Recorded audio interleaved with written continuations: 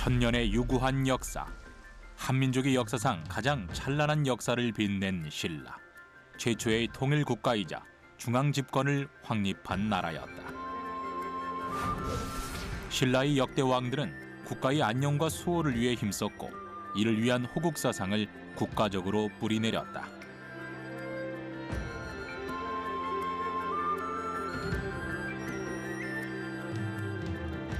불교 수용 이후 확립된 신라의 호국사상. 부처님의 힘을 빌려 밖으론 외세로부터의 침략을 막고 안으론 태평성대를 이뤄낸 그 힘은 무엇이었을까? 신라인의 정신이라고도 불리는 호국사상, 그 역사의 현장 속으로 떠나본다.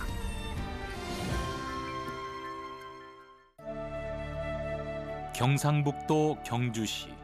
옛부터 이곳은 역사적으로 유서 깊은 지역으로 손꼽히고 있다. 신라의 유적을 한눈에 둘러볼 수 있는 경주. 그 어떤 곳에서도 이만큼 한 시대의 역사를 오롯이 느낄 수 있는 곳은 없어 그 의미가 클 수밖에 없다. 경주시에서도 남쪽에 위치한 남산.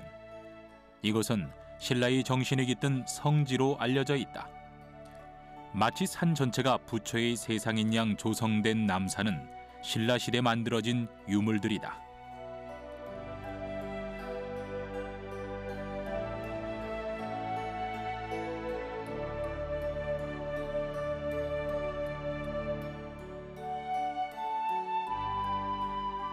경주 남산엔 100여 곳의 절터와 80여 구의 석불, 60여 기의 석탑이 산재해 있는데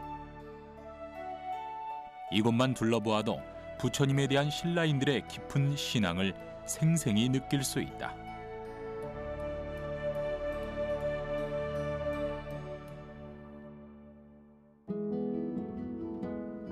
남산을 오르지 않으면 경주와 신라의 문화를 보았다고 할 수 없을 만큼 남산은 신라 역사의 중심지로 알려져 있다. 지금까지 발견된 고대 국가의 유물들 중 유독 신라에서 불교와 관련된 유물이 다수 발견되어 왔다. 이는 신라가 불교를 종교 이상으로 여겼다는 것으로 해석된다. 경주 남산은 진짜 부처님 땅입니다. 거기 자체가. 골짜기마다 부처님 새겨놓고 그렇게 생각했는데 그게 뭐냐면 여기가 바로 부처님이 사는 땅이고 진짜 부처님이 여기 존재했었고 그리고 부처님이 우리나라를 지켜주실 거다. 신라 사람들은 자기네 땅이 부처님의 땅이라고 믿었던 것 같습니다. 그래서 그러한 신앙들이 나오는데 불국토설의 핵심이 뭐냐면 신라인들이 워낙에 믿었던 돌에다가 불상을 새겨놓고 사람들에게 기도를 하게 한 겁니다.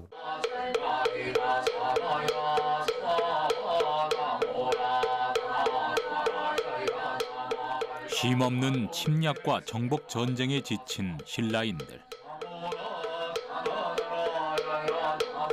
그들이 부처님께 온 힘을 다해 바라고 빌었던 것은 나라의 평화였다.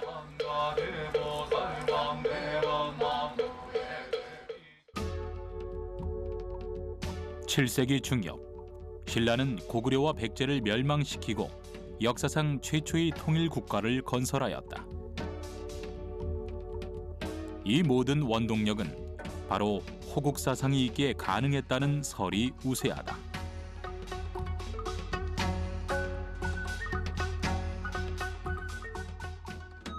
신라가 한반도를 통일하고 삼국의 백성을 통합하는 것은 한국 고대사의 한 획을 그은 사건이다.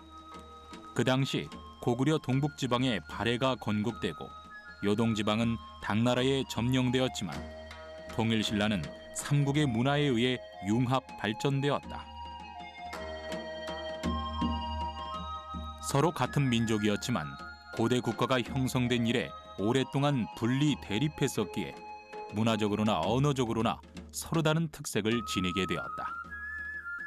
하지만 신라는 삼국 통일 이후 각국의 문화를 인정하고 우수한 기술과 문화를 적극 장려하는 데 주력했다. 이러한 정책은 통일 신라만의 찬란한 문화를 꽃피울 수 있는 밑바탕이 되었다.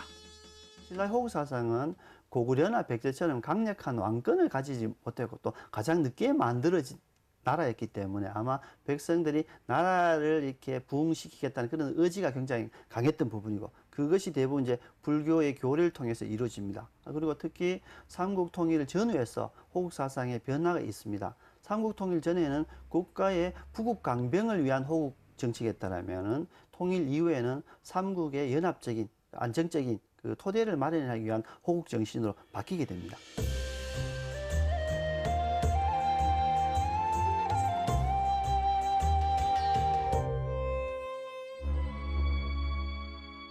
기원전 57년 우리나라 역사에 등장한 신라. 당시 신라는 삼국 중 가장 늦게 발전한 나라였다. 저마다 강력한 토착 신앙을 가진 귀족 세력들이 득세해 국가 기틀을 세우는 왕권이 약했기 때문이다.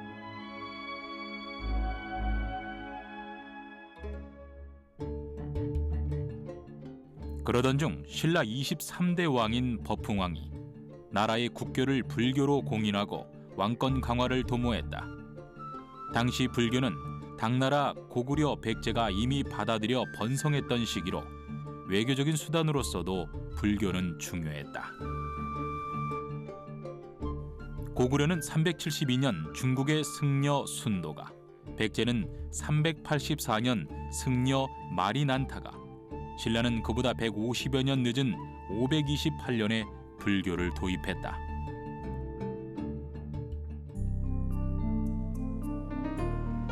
삼국의 불교 도입 연대만 보더라도 신라의 불교 정착에는 상당히 많은 장애물이 존재했음을 알 수 있다. 귀족들의 반대, 고구려와 백제에 막힌 지역적 특색까지 더해져 신라의 불교 도입은 늦어질 수밖에 없었다.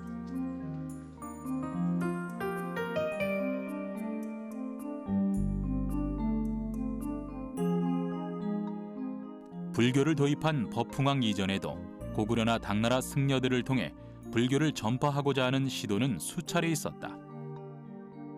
하지만 귀족들의 반발로 번번이 좌절되기 일쑤였다. 아직 신라에 대한 토착 신앙들을 연구된 바는 잘 없습니다. 근데 이제 우리가 삼국사학이나 삼국유사를 보게 되면은 이렇게 서출지 같은 설화, 서출지에서 분명히 불교가 공인되기 전에 버풍왕 때 공인되는데 그 이전 21대 소주왕 때부터 궁궐 안에 승려가 있었다라는 그런 기록들이 나오기 때문에 아마 그런 어떤 토착 세력과 아마 알력 때문에 아마 거기에 승려가 죽게 되는 그런 설화들이 나오죠. 그걸 보게 되면은 이제 신라의 토착 세력이 굉장히 강했다라고 할 수 있습니다. 당시 버풍왕은 불교를 통해 귀족 세력의 통합과 왕권 확립, 그리고 국가 신념 통일이라는 세 가지 목적을 이루고자 했다. 하지만 귀족들의 저항과 부침은 점점 더 거세져 갔는데 이때 모든 것을 단숨에 잠식시킨 사건이 있었다. 바로 이차돈의 순교.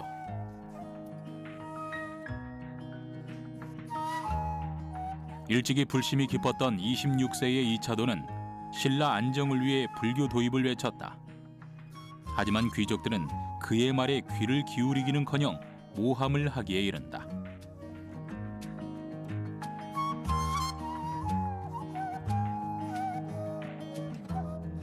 사형에 처해진 이차돈은 자신의 죽음을 통해 부처님의 신령이 나타날 것이라 예언했고, 사형 집행 직후 그의 목에서 뿜어진 젖줄을 보고 모두가 불교를 인정할 수밖에 없었다.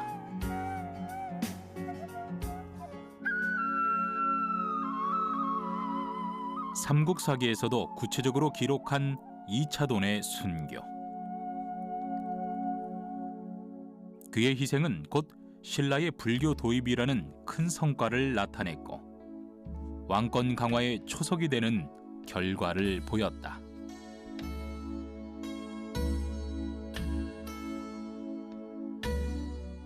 젊은 청년의 순결한 희생. 이 사건은 신라 호국 사상의 천막을 큰 울림으로 이어졌다.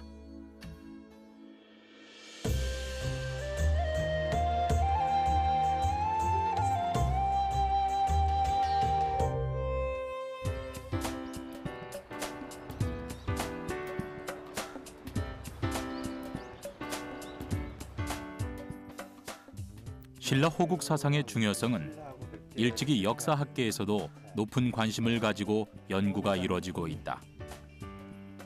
동국대학교 한종호 교수는 신라 호국 사상과 관련하여 학생들과 특별한 탐사에 나서기로 했다. 경주 일대만 둘러보아도 신라 호국 사상과 관련된 유적지를 대부분 둘러볼 수 있다. 왕경의 중심이.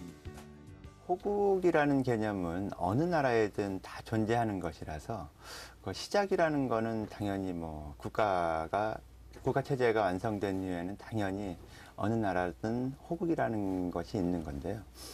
크게 봤을 때 신라의 호국 사상을 놓고 봤을 때는 삼국시대, 그러니까 통일 이전의 호국과 통일 이후의 호국은 약간의 이제 차별성을 두고 접근할 수 있지 않을까라는 생각이 듭니다. 신라 호국 사상을 논하기 위해 제일 먼저 만나보아야 할 곳은 흑륜사다. 흑륜사로 되어 있는데 원래 하늘에서 이제 꽃비가 내리지.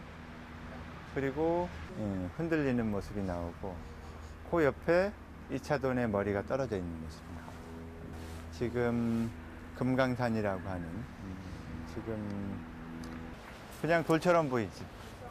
법흥왕의 불교 공인 시기인 544년에 신라 최초로 세워진 사찰이다.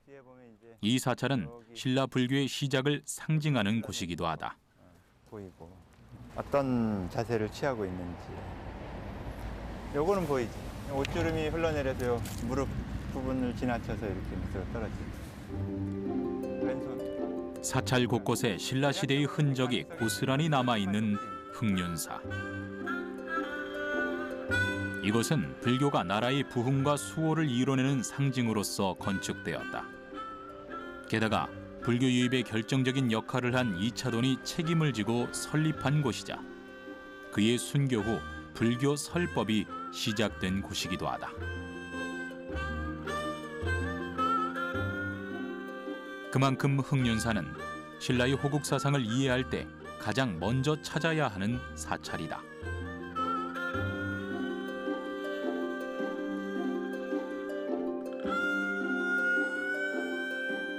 법흥왕의 뒤를 이어 왕에 오른 진흥왕.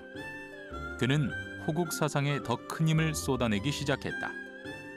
법흥왕이 신라의 불교 도입과 기틀을 마련했다면 진흥왕은 호국 사상의 발전기를 다진 왕이라 할 수 있다.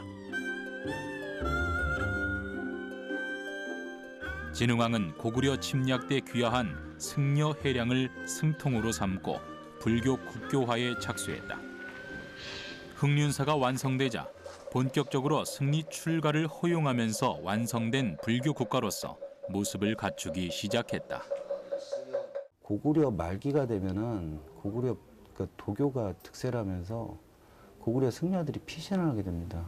백제로도 보덕이라고 한 승려가 나오게 돼가지고 백제에서도 이제 국사로 모시게 되거든요. 국사로 모시게 되는데 신라도 마찬가지로 고구려로부터 왔기 때문에 이 스님이 워낙에 덕이 높다고 하니까 신라에서 일단은 존중하는 의미에서 국통이라고 하는 죄를 주고 승려들을 갖다 일단 통제시키게 한 겁니다. 그러니까 고구려 자체가 신라보다 불교가 발전해 있었기 때문에 그걸 받아들이는 수단의 하나로 봐야 됩니다. 신라는 불교 도입 후 체계적인 승관제를 구축했다. 최고 승관인 국통과 여승을 관리하는 도유나랑, 남승을 관장하는 대도유나를 두어 전국의 승려들을 관리한 것이다. 여기서 주목해야 할 점은 신라의 여승 최고 책임자인 도유나랑이 다른 불교 국가에서는 찾아볼 수 없는 승관이라는 점. 또한 이 도유나랑은 남승보다 윗자리를 차지했다는 점이다.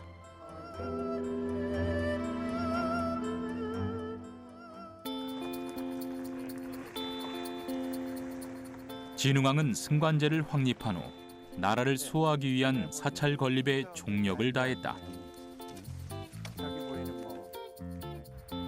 특히 황룡사는 불교 국교화 정책의 절정이자 가야, 고구려, 백제를 압박하는 국력의 과시이기도 했고 불교를 통해 나라를 지키고자 한 진흥왕의 신념이 담긴 사찰이다. 신라 초기에 불교가 유입되는 과정에서 사찰이 건립되는 공간은 부처님 이전에도 신라에는 절터가 있었다. 그 절터가 바로 분황사, 황룡사, 영묘사, 흥륜사, 사천왕사, 영흥사 이런 사찰들이에요. 그 사찰 왕실에서 이제 제작한 사찰들은 당연히 그 바탕은 왕실의 안녕, 국가의 안녕을 기원하는 그런 내용들을 담아내는 사찰로 전무됩니다.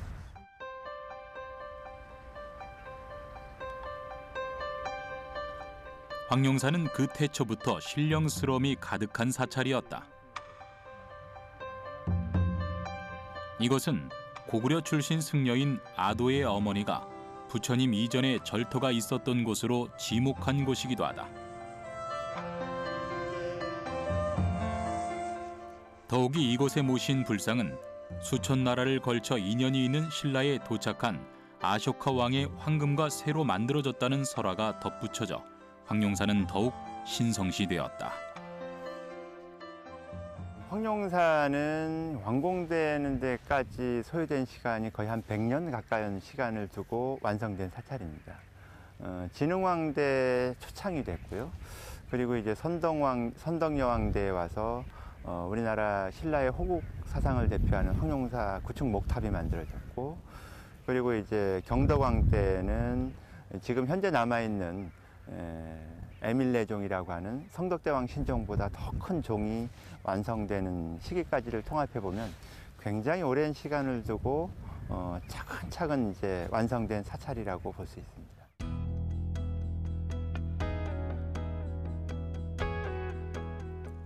삼국유사에서도 황룡사는 이미 가섭불이 있는 곳이라 하여 신라는 부처의 땅이라 기록해 놓았다. 이러한 해석은 신라인들에게 불교에 대한 저항감을 줄이고 부처를 신성화하기 위한 이야기로도 알려져 있다.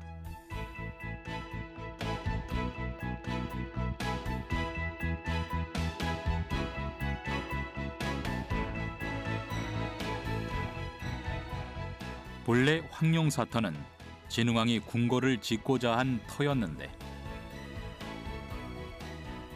행차시 황룡이 나타나자 왕궁 대신 사찰을 지으라 명했다 전해진다.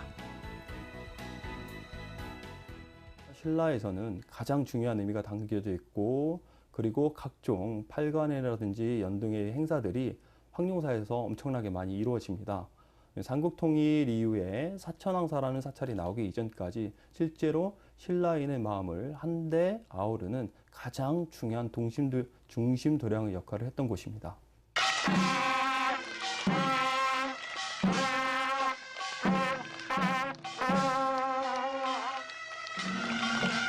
황룡사가 건립된 후 진흥왕은 본격적으로 나라의 안녕을 빌기 위한 국가적 불교 행사를 추진하기 시작했다. 승통인 회량을 주축으로 백좌 강회와 팔관의 제도를 제정하는데 이 시대의 백좌 강회는 고승 100명을 초대해 호국 경전인 인왕 바냐 바라빌다를 강독함으로써 외적을 물리치고 국가를 지키고자 하는 집회였고, 팔관회 역시 전몰 위령제를 비롯한 호국 불교 행사였다.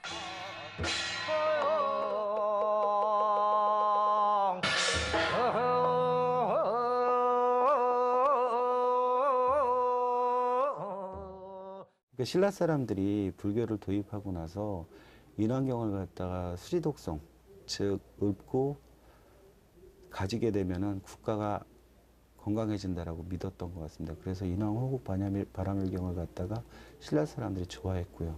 그러한 것들이 뭐에 나타나면 탑에도 나타나게 됩니다. 인왕 호국경 자체가 그럼 100개의 탑을 세우면은 그 나라가 평안해진다라고 하거든요. 그게 인왕경에 나오는 신라 사상 중에 하나고요. 그래서 신라 사람들이 이러한 것들을 갖다 좋아해서 인왕경도 역시 백호작업회 같은 데 같이 동원을 하기도 했었습니다.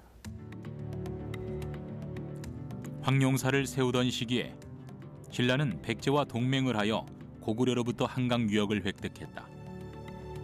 그 후 백제를 배신하고 공격을 받게 되는데 이때 백제 성왕을 전사시키고 군사 3만을 몰살하는 등 큰 타격을 입히게 된다.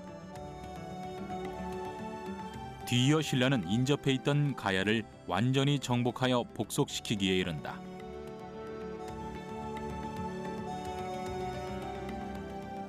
이 기세를 몰아 고구려를 침략한 신라는 함경도 지방인 마운령, 황초령까지 치고 오르게 된다. 진흥왕 순수비에 적힌 비문을 보면 왕의 순행 때 동반한 승려들의 이름이 신하들의 맨 앞에 위치한 것만 보더라도 당시 불교의 호국적 성격을 짐작할 수 있다. 흉륜사와 황룡사 창건 이후 신라는 삼국의 작은 나라에서 초강국으로 급성장하게 된다. 이 모든 성과는 곧 부처님의 은덕이라 여겨졌다.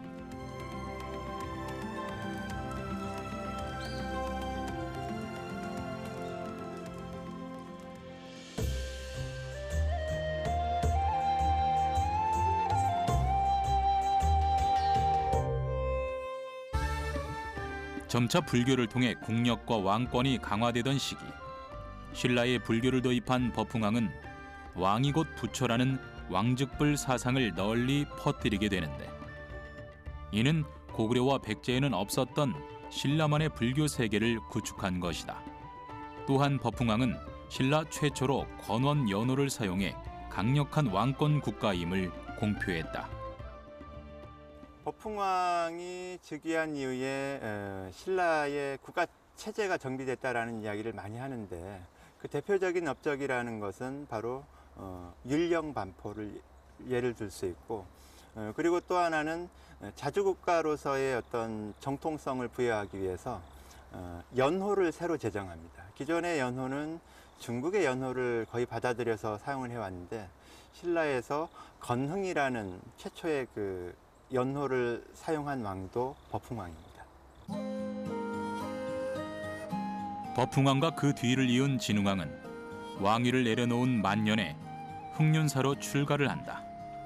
이는 남은 여생을 부처님께 헌신하여 신라의 안위를 지키겠다는 의미이기도 하다.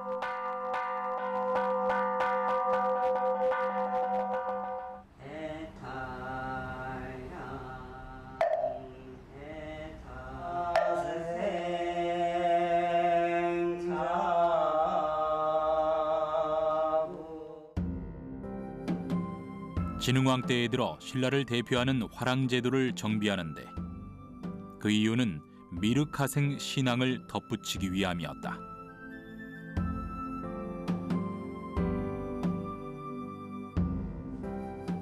미륵하생 신앙은 신라 왕이 이 땅에 내려온 미륵이고 신라는 미륵이 거주하는 곳이라 선언한다.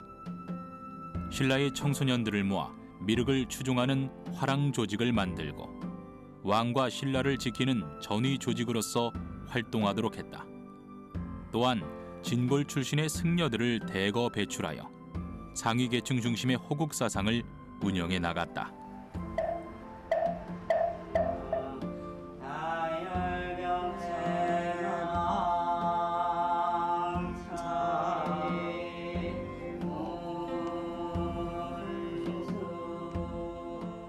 왕족들 같은 경우, 귀족들 같은 경우는 그런 거에서는 자유로우니까 출가를 하게 됐고, 그리고 일단 승려가 된다라고 하는 건 승려에 대한 뒷받침을 해줄 수 있어야 되는데, 그게 일반인들이 해가지고 승려에 대한 뒷받침이 쉽게 될 수 있는 건 아니거든요. 그러니까 이 왕족이라고 한 진골들이 출가를 쉽게 하고 그분들이 중국으로 넘어가서 법을 펼치기도 하시고 하신 게 된 겁니다. 진흥왕 이후 신라 역사상 가장 오랫동안 왕을 역임한 진평왕은 중국과의 외교 관계를 돈독히 하여 선진 불교를 배울 수 있는 기회를 대폭 늘리게 된다. 특히 이 당시에는 고구려와 백제를 공격적으로 압박해 신라의 위상을 높이는 시기이기도 했다.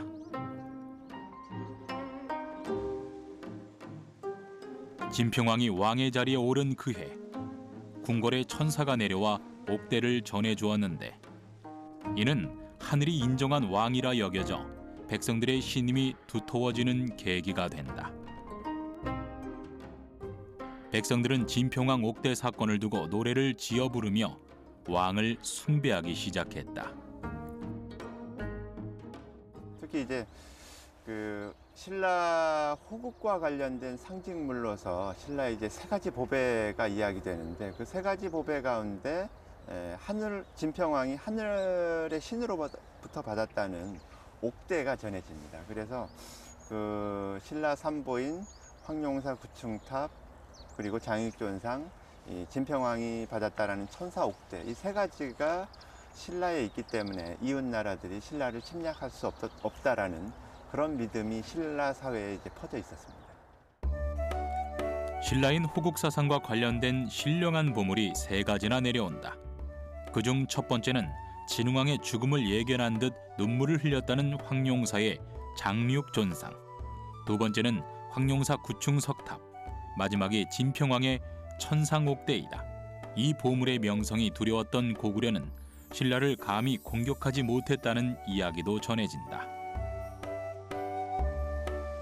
우리나라 역사상 최초의 여왕으로 기록된 선덕여왕. 그녀 역시 당시 사회적 편견을 타파하기 위해 호국 사상에 더욱더 심혈을 기울였다.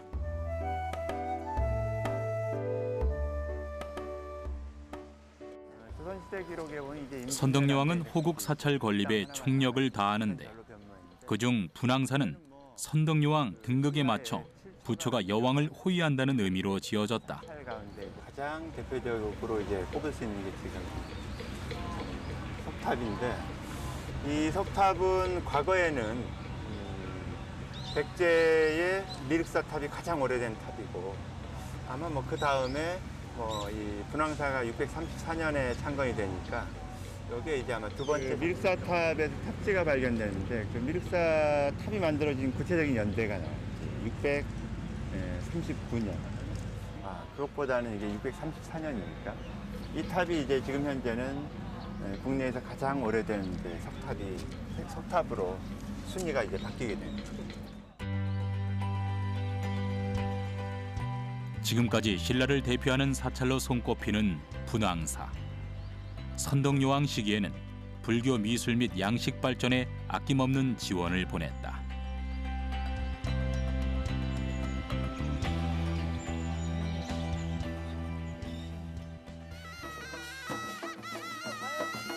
선덕여왕 때는 각종 사찰 건축과 석탑, 불상과 같은 상징들이 전 국토에 집중적으로 세워지는 시기였다. 이 당시엔 적국이었던 백제의 석공의 장인들도 초빙하여 국가적인 석탑을 건축하기도 했다. 또한 호국 사상의 대표적인 승려 자장은 황룡사 구충석탑을 세워 이곳이 부처의 세상임을 공표했다.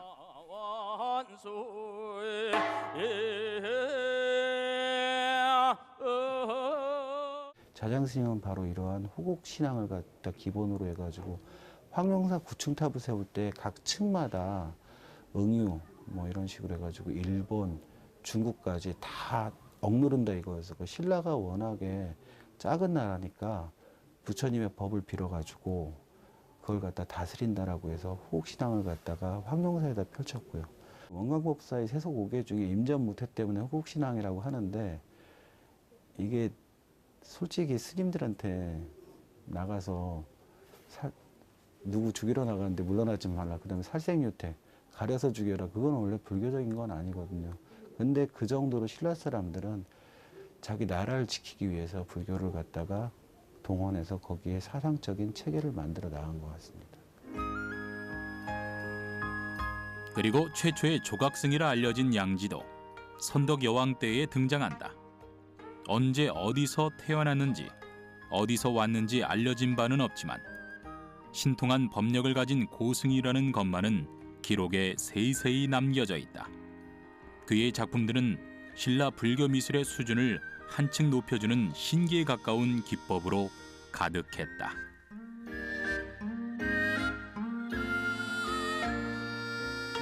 삼국유사에서는 조각승 양지가 덕이 높고 큰 재주가 있는 인물로 묘사되고 있다.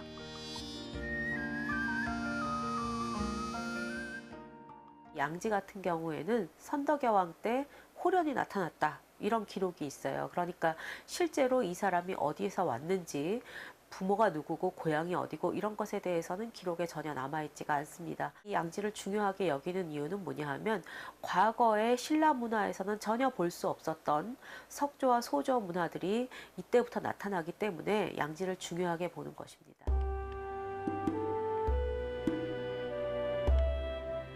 한평생을 호국사상에 헌신한 선덕여왕은 앞니를 내다보는 영험함을 보이곤 했다.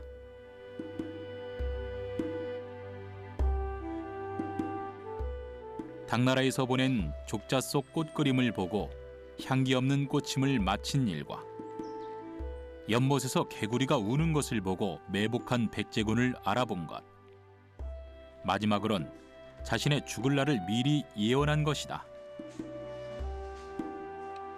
이것을 이름하여 직위삼사라 칭하고 있다.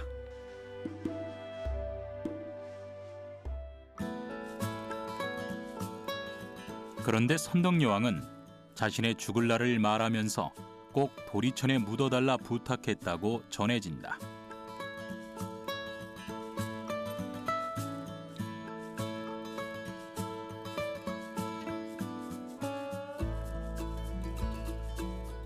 불교에 따르면 도리천은 우주 중심에 있는 수미산의 꼭대기를 뜻한다.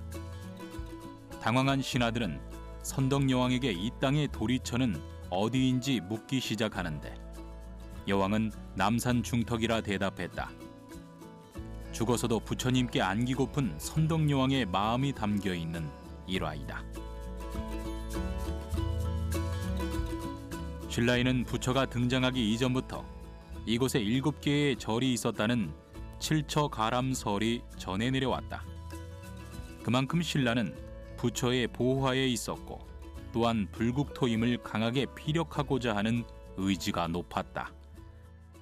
신라가 불교가 공인이 527년에 법흥왕 때 이루어졌는데요. 그 이전에 이미 불교의 성지들이, 불교의 어떤 가장 중요한 위치들이 7곳이 있었다라는 어떤 이야기입니다. 그 7곳에 불교 공인 이후에 다시 신라의 대표적인 사찰이 들어선다라는 내용이고, 대표적으로 신라 청경림에는 신라 최초의 사찰인 흥륜사가 들어서고요. 그 다음에 용궁 북쪽에는 분황사, 용궁 남쪽에는 항룡사가, 그리고 신유림에는 사천왕사 등이 들어선다는 내용입니다. 이러한 이야기들은 신라의 어떤 불교 국가로서 나아가기 위한 어떤 당위성을 내세우기 위해서 만들어진 내용들이라고 생각하시면 될 것 같습니다.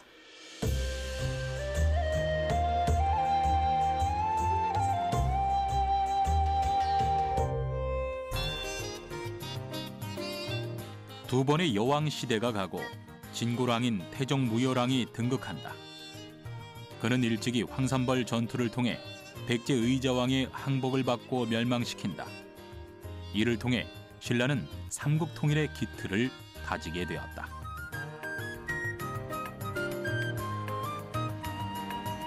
그 뒤로 삼국통일을 이룬 문무왕의 등극. 문무왕은 나라의 안녕과 발전을 위해 가장 많은 업적을 남긴 왕으로 유명하다. 통일 신라를 이룩한 후 안보를 위협하는 것은 주변국이 아닌 대국 당나라뿐이었다. 당시에 그 당나라는 신라를 끊임없이 공격을 하게 되는데요. 674년에도 당이 신라를 공격해서 크게 패하고 돌아가게 됩니다. 그래서 당은 다시 또 신라를 공격하고자 준비를 하게 되었고요. 신라는 그 소식을 미리 접하게 됩니다. 그래서 호국사찰을 지어서 그 당을 비법으로 물리치고자 사천왕사를 짓게 됩니다. 사천왕사는 과거 선덕여왕이 도리천으로 지목한 지역으로 예부터 신라인들의 성지로 잘 알려진 곳이었다. 사천왕이라는 말 자체가 방위천사라는 뜻으로 나라를 지키는 절이라는 의미로 지어졌다.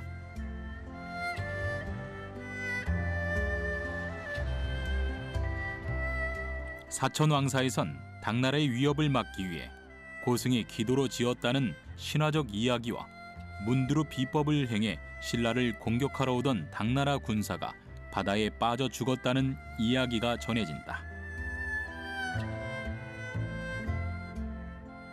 사천왕사는 이게 문두루라고 하는 비법을 행한 거거든요.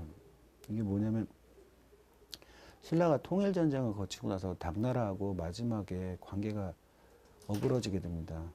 명랑이 학원 스님한테 부탁을 하게 됩니다. 그러니까 명랑 스님이 알았다. 내가 문두루 비법이라고 하는 비법을 써가지고 저 당나라의 배들을 다 수장시켜주마라고 약속을 하신 겁니다. 그러니까 명랑 스님이 얘기를 하니까 신라 왕실에서 지금 저를 지울 수가 없는데 그랬더니 포장, 즉 천으로 된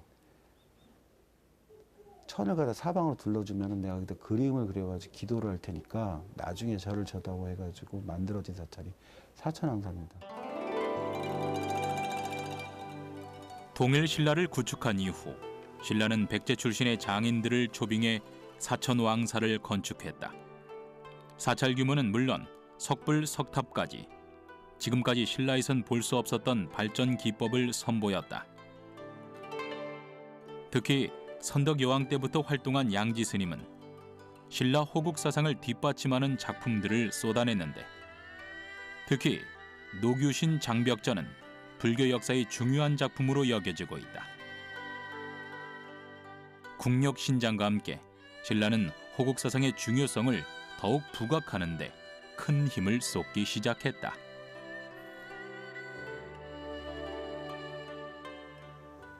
사천왕사라는 이름 자체에서 이미 불교적인 호국 사상적인 요소가 많이 내재되어 있습니다. 특히 사천왕사 발굴 출토 유물 중에서는 목탑 기단부에 장식되었던 노규 신장벽전이 있습니다. 노규 신장벽전의 경우에는 목탑을 장엄됨으로써 목탑 안에 봉안되었던 사리를 수호하고자 하는 어떤 의미가 담겨져 있고 또한 불교국가인 신라의 신라 자체를 보호하고 수호하고자 하는 어떤 사상이 담겨 있다라고 보시면 될 것 같습니다. 사천왕사 때문에 지어진 사찰도 있다. 이름하여 망덕사. 문두루 비법 때문에 당나라 군사가 패했다는 소식을 들은 당나라 황제는 급히 신라로 사신을 파견했다.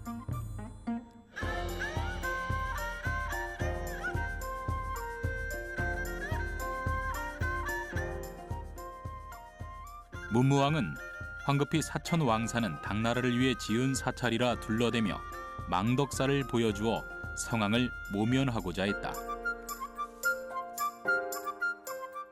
실제 악봉비라는 인물이 신라로 온다라는 정보를 입수하고는 지금 사천왕사를 가리기 위해서 이곳에 급하게 이제 망덕사라는 사찰을 세웠다라고 하는데 실제 악봉기가 이 사찰에 와서 봤을 때는 이것은 당나라의 왕실의 안녕을 비원하기 위해 건립된 사찰이 아니다라는 걸 이제 간파하게 되고 그 과정에서 신라에서는 악봉기에게 금을 주면서 회유를 해서 그 사실을 은폐했다라는 내용 이야기가 삼국유사에 전합니다.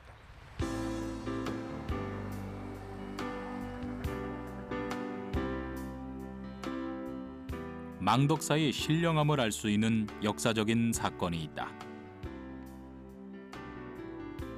경덕왕 14년 당에서 안록산에 난이 일어났을 때 망덕사의 두 탑이 흔들렸는데 당나라의 정세가 위험해지자 망덕사에서 예시를 한 것이라고도 알려졌다.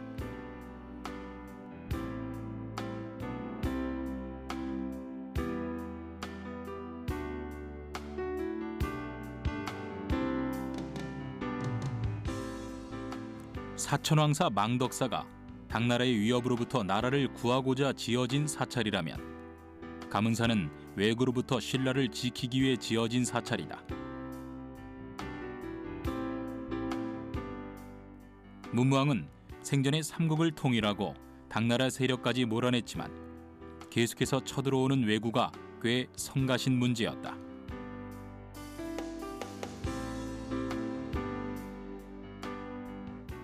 이에 문무왕은 부처의 힘을 빌어 왜구를 막겠다는 일념으로 바닷가에 절을 지었다.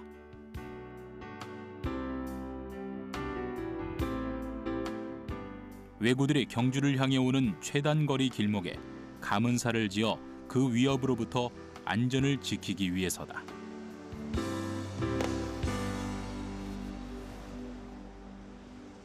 지리적으로 봤을 때 동해 바다에서 진입할 수 있는 수도 서라벌로 진입할 수 있는 최단 루트 선상에 위치하고 있기 때문에요. 전초기지적인 역할을 수행을 했을 것으로 보여지고요. 그리고 이제 설화적인 내용을 바탕으로 동해바다에서 호국용이 된 문무왕이 금당 밑에 서려 있다라는 이런 이야기들도 전해지고 있고요. 그리고 무엇보다 가문사지는 문무왕이 기본적으로 왜구를 무찌르기 위해서 이곳에 왜구를 무찌르기 위해서 잠들어 있다라는 좀 상징적 의미가 강한 것 같습니다. 서기 681년 서거한 문무왕은 죽어서도 나라를 지키겠다는 마음으로 자신을 화장해 바닷가에 수장하라는 명을 내린다. 용으로 다시 태어나 왜구의 침입을 막고 신라를 지키겠다는 강한 신념이 담긴 메시지였다. 신라 역사상 최초로 인도식 장례를 치른 문무왕. 그는 신라에 더 이상 전쟁의 참상을 들이우지 않도록 죽어서도 수호신이 되고자 했던 진정한 왕이었다.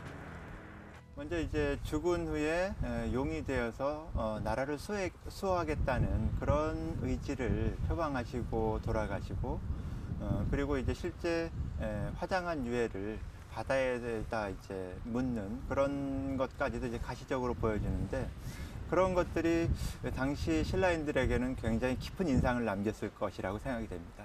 당연히 나라가 위태롭거나 이럴 때는 호국 대령으로서 문무왕이 이제 지켜준다라는 믿음이 전해질 수 있었다고 생각이 되는데, 그 상징체로서 등장하는 것이 만파식적이 아닌가라는 생각이 듭니다. 문무대왕릉을 가장 높은 곳에서 바라볼 수 있다는 이견대. 이곳엔 문무왕과 김유신이 보낸 대나무로 만든 만파식적 설화가 내려온다. 지금도 이제 그쪽에 사적으로 이제 거기가 지정이, 아마 이제 후대의 기록이기는 하지만 여기가 이 동네 사람들한테는 이견대의 위치로 이야기가 되었고, 지금 밑에 있는 마을 이름이 그 대본, 한자로는 이제 대본이라고 되어 있는데, 한자화 되기 이전에 동네 사람들은 이 마을을 뭐라고 불렀냐면 대민 마을이라고 불렀어요. 대mit이라는 뜻이 한자로 바뀌면 대본이 되는 거지. 그러니까 이거 대본이라는 뜻은 무슨 뜻이냐면 이견대의 아래에 있는 마을이다. 그래서 대민 마을 이렇게 불렀어요. 만파식적은 대나무 피리로 불면 적은 물러가고 병은 낫고 파도는 잠잠해진다는 설화다. 왜구로부터 철벽 방어를 하고자 했던 문무왕과 이견대의 만파식적 설화는 신라인들에게 큰 신앙이자 국가 안보의 상징이기도 했다.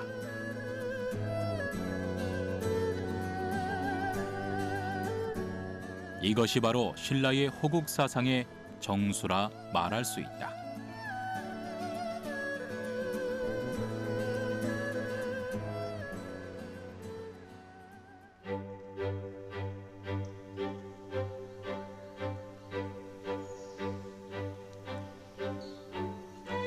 신라는 사찰을 짓는 것뿐 아니라 탑 안에 불경을 넣어 호국 사상을 빌기도 했다.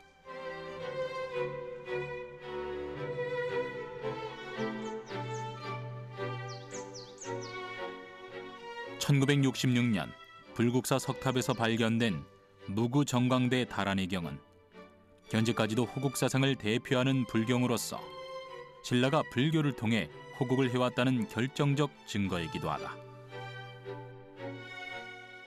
이 무구정광대다란이 경은 굉장히 주술적인 경전입니다. 그래서 그 내용과 관련해서 보면 사람이 이제 수명 연장이라든지 재난을 방지한다든지 또 나라를 수호한다든지 이런 것과 관련해서 어떤 의식을 해야 되는가라는 내용을 담고 있는데, 그 의식의 내용 중에 가장 대표적인 게 진흙으로 99개 또는 77개의 작은 탑을 만들고 그 탑마다 진언이라고 하는 주문을 말아 넣어서 탑 안에다 봉헌되면 그 원하는 바가 모두 이루어진다라는 내용을 담고 있습니다. 신라의 정신으로 상징되는 호국 사상. 건국 초기 왕권을 확립하고 주변국의 위협을 벗어나기 위한 정치적 요소로 시작되었지만 어느덧 신라를 지키는 정신적 울타리로 자리매김하였다.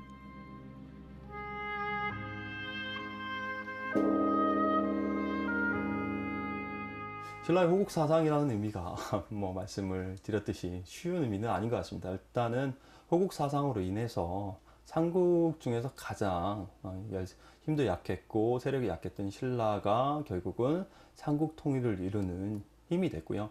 결국은 그런 밑바탕을 중심으로 한 신라 35대 경덕왕 때 전 세계적으로 인정받는 신라의 문화를 꽃피우는 원동력이 됐고 밑바탕이 됐던 것 같습니다.